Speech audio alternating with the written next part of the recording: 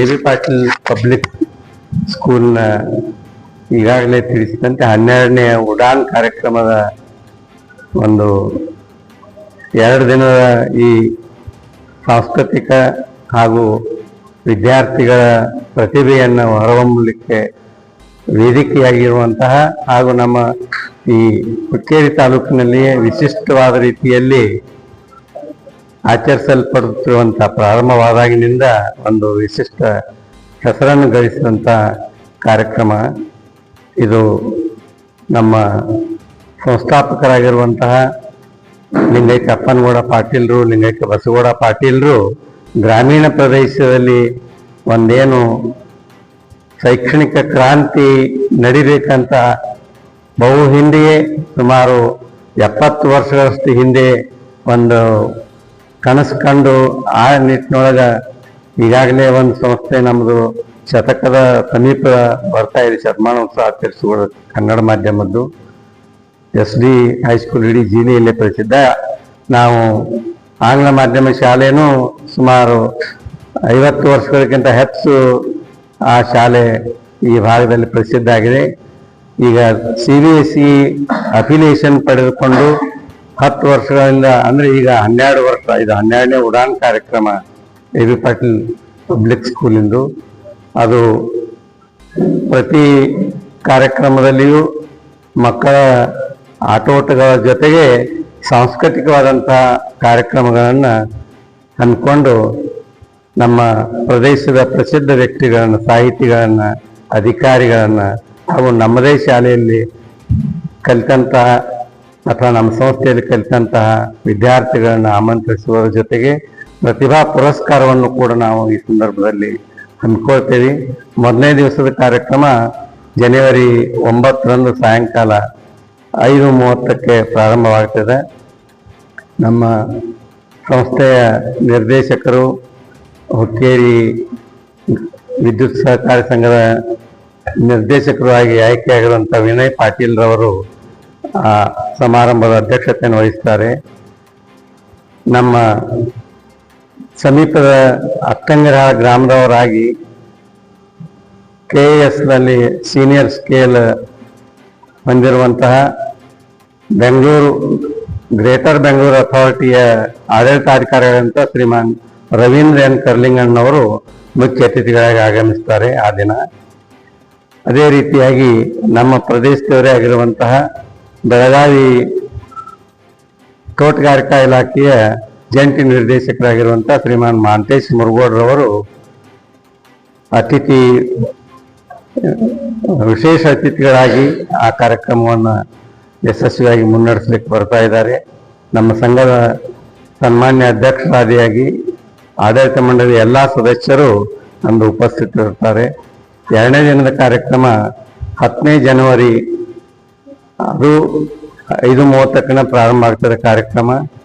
ಅಧ್ಯಕ್ಷತೆಯನ್ನು ನಮ್ಮ ಸಂಘದ ಅಧ್ಯಕ್ಷರು ಆಗಿರುವಂತಹ ಸನ್ಮಾನ್ಯ ಎ ಬಿ ಪಾಟೀಲ್ರವರು, ಮಾಜಿ ಸಚಿವರು ವಹಿಸ್ಕೊಳ್ತಾರೆ.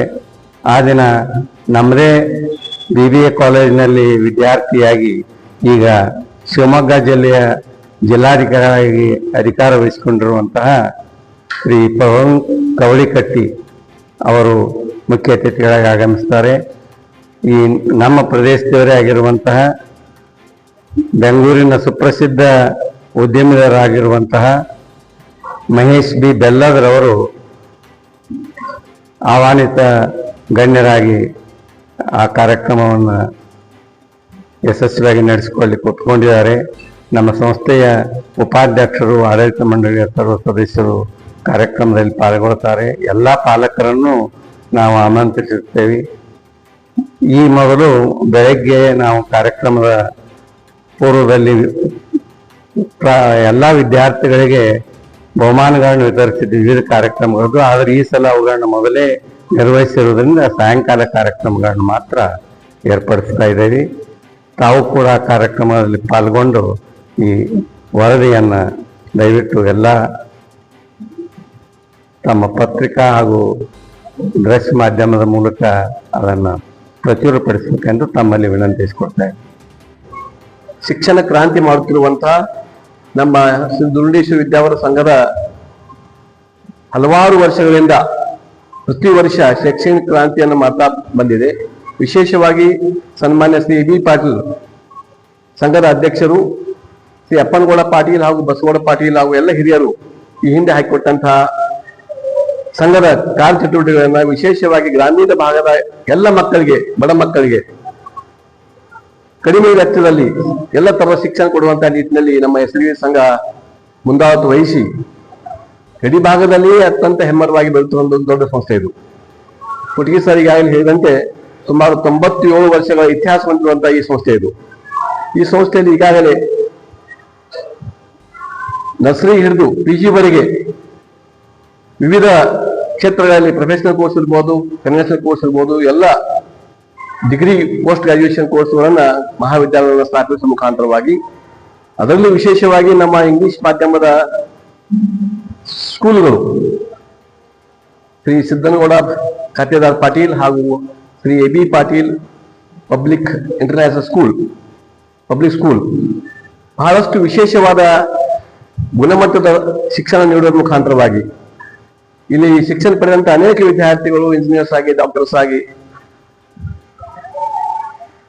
IAS ಆಫೀಸರ್ಸ್ ಆಗಿ, ಜಡ್ಜಸ್ ಆಗಿ, ಲೋಕಾಯುಕ್ತರಾಗಿ ವಿವಿಧ ಹುದ್ದೆಗಳಲ್ಲಿ ಸಮಾಜದಲ್ಲಿ ಸೇವೆ ಸಲ್ಲಿಸುತ್ತ ಮೇಲೆ ಗೊತ್ತಿರುವ ಸಂಗತಿ.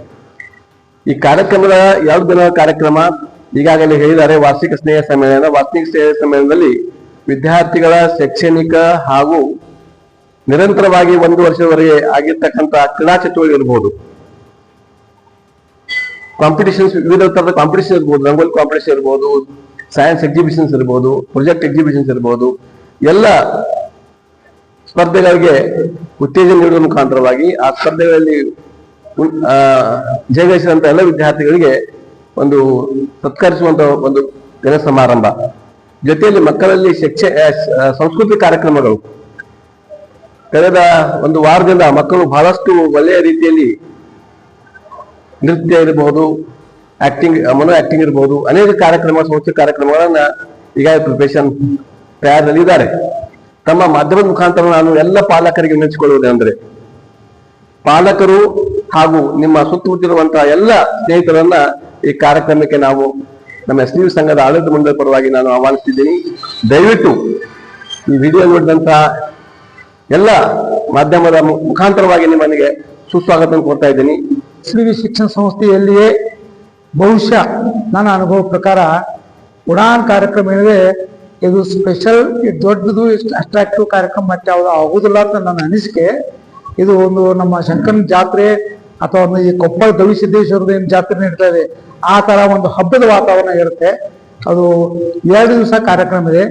ಇದಕ್ಕೆ ಸಂಪೂರ್ಣ ವಿವರಣೆ ನಮ್ಮ ಕೋಟಿಗೆ ಸರ್ ಅವರು ಈಗಾಗಲೇ ಕೊಟ್ಟಿದ್ದಾರೆ.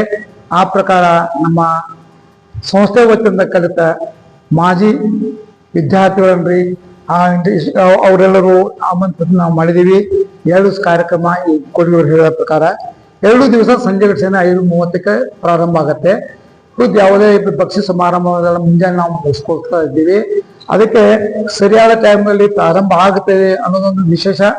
ನಾವು my plans for the next academic year is first is we're going to make my students totally AI known, because AI is catching everywhere.